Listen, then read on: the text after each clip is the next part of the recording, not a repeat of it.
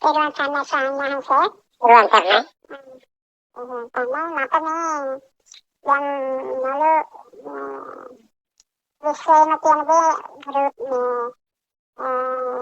Hitanan ga viste isme kisme yak na kira. Rute karai kira hitanan. Rute karai.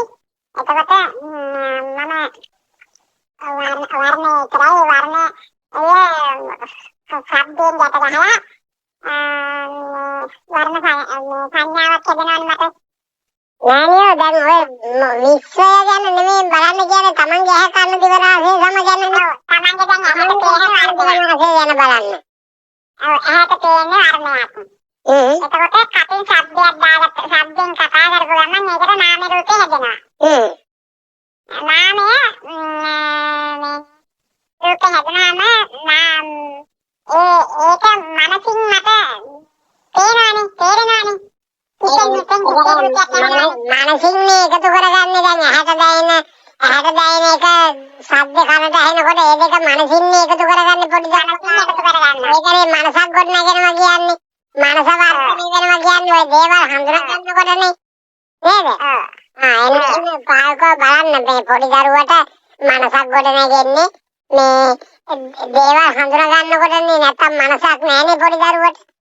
ඒකත් තේරෙනවා මනසක් පොඩ්ඩක් ඒක තමන්ගේ ඇහැ කන දිව නාසය සම කියන පහෙන් මේ මනසක් ගොඩනගා ගන්න විදිය බලන්න පොඩි කාලේ ඉඳන් මෙතෙන් වෙනකන් ඒ ගොඩනගාගත්තු මනස තමයි මේ ඒ මනසේ තියෙන පෙරමතකේ මනස කියන්නේ ඒකනේ මේ උපාදානය කරගත්ත එකනේ. ඒතකොට ඒක කියන්නේ මේ මොහොතේ දෙයක් හඳුනගන්න ඒක තමයි පාලකම් බලන්න ඕන විදියට.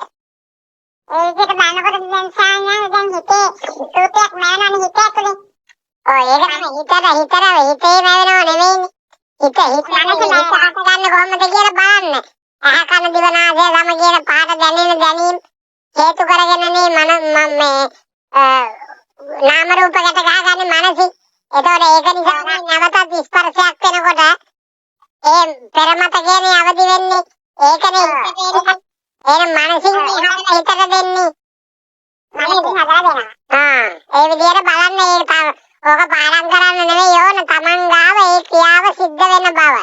ඒ ස්වභාවය තමයි මේ සිතුවිලි පහළ වෙලා යන ස්වභාවය මේක තමයි කියලා තමන් තුළින් හඳුර ගන්න ඕන. තමන්ගේ ඇහැට කනට දිවට නාසයට සමට දැනෙන දේවල් මේ කන කියන්නේ ශබ්දයක් ඇහෙන එකක් නේ කම්බරේ දෙදෙන. අන කියන ශබ්දයක්. ඒ ධම්මා ශබ්දය ඉතින් බලන්න පුළුවන් තමන් ඉස්කෝලේ ගිහිල්ලා බෝඩ් එකේ අකුරු ලියනකොට තමන් දන්නවද මොනවද කියලා නෑනේ. එහෙනම් ආයන්න කියලා ශබ්ද කරනකොට අර ඡායාවයි දෙක මනසින් එකතු කරගන්න එක මනසින් මේ ගැට ගහගන්නේ අර ඡායාවයි ආයන්න කියන ශබ්දයයි ගැට ගහගත්තමනේ බෝඩ් එකේ ආයන්න කියලා හිතන්නේ. ඒ විදිහට තමන්ගේ මනසක් ගොඩනගෙන විදිය බලන්න. එතකොට මේ උපාදානය කරගන්න දේවල් මේ නාම රූප හද උපාදානය කරගන්න විදිය පායකම් බලන්න. එතකොට තමයි තමන්ට ඒක පැහැදිලි වෙන්නේ. හිත ඉන්න එකක් නෙවෙයි. ප්‍රායෝගිකවම බලන්න. මොකද ඇහැ තියෙනවනේ. ඇහැට රූප දැනෙනවනේ.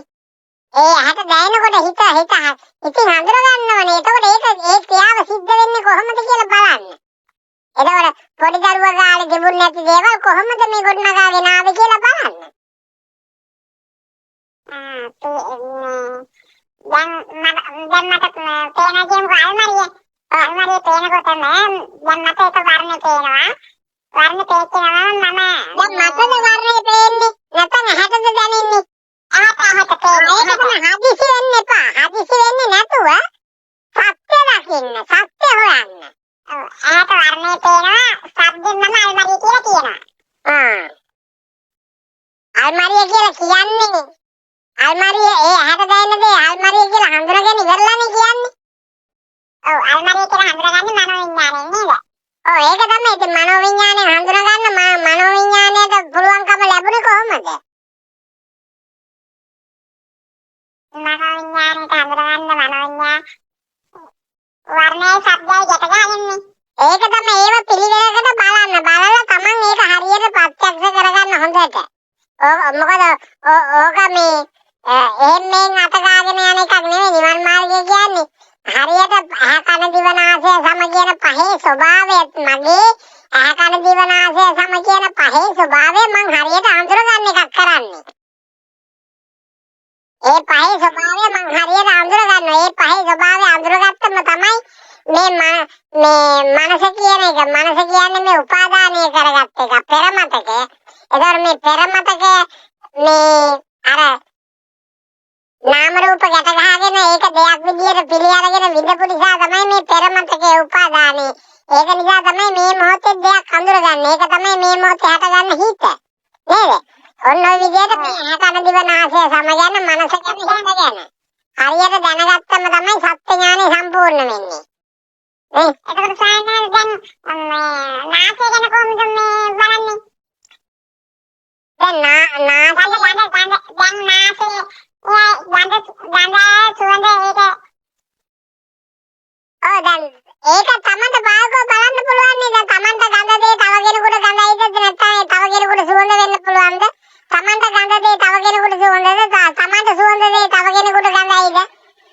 බලන්න පුළුවන් මේ දැන් නහයට ගඳක් සුවඳක් දැනෙනවද නැත්නම් නහයට දැනෙන දේ අපි සුවඳයි ගඳයි කියලා වෙන් කරගන්නවද? සුවඳයි ගඳයි කියලා හිතින් වෙන් කරනවා. ඒක බලන්න පාල්කොම. ඒව පාල්කොම බලලා තමන් ඒ ආයතන ගැන තහවුරු කරගන්න ওই දේශනාවල් වල හොඳට ඔය පැහැදිලි කරලා තියෙනවා. කොච්චර කල් ඇහුවද මේනිය? මම දැන් බන කතා නම් ගොඩාක් ඇහුවා මට අන්න ඒකයි මට මොකද මෙහෙම වෙන්නේ කියලා. මොකද වෙන්නේ මනෝවිඥාණයෙන් හිත නිවන් දකින්න බෑනේ. දේශනාවල් ඇහුවනම් දේශනාවේ කියන දේ තමන් ප්‍රායෝගික වෙන්න ඕනේ. මේක ප්‍රායෝගික ධර්මයක් නේ. අහගෙන කියනකොට අහගෙන තමන් හොයලා තියෙන්න ඕනේ. අහගෙන කියනකොට අහගෙන ඒ විදිහට කියන තමන් හොයලා බලන්න ඕනේ. හොයලා බලන්න තු අර බනවල කියන දේවල් මතක තියන් හිටියට වැඩක් නෑ. තමන්ට ප්‍රත්‍යක්ෂ වෙන්නේ නෑනේ. ඒක තව දෙයකින් සැක හිතෙන්නත් පුළුවන්. ඒක නෑ කියලා හිතෙන්නත් පුළුවන්.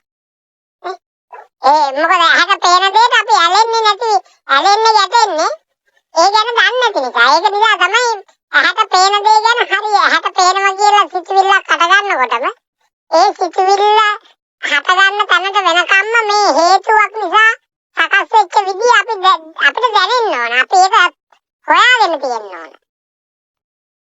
දැන් බාහිර අහක කනට දිවට නාසයට අහක කනට දිවට නාසයට සමඩ පහතම දැනීම් ස්වභාවයක් තියෙනවනේ. ඒ දැනීම් ස්වභාවය අහක දැනෙන එකෙන් විතරක් නාම රූපයක් හැදෙනවද? අහක දැනෙන එකේ විතරක් පොල් ගස් තියෙනවද? පුතු තියෙනවද? පොත් තියෙනවද? අම්මා ඉන්නවද? තාත්තා ඉන්නවද? නෑ. එහෙනම් නහයට දැනෙන එකේ ඒ වගේ නාම රූපයක් හම්බ වෙනවද? දිවට දැනෙන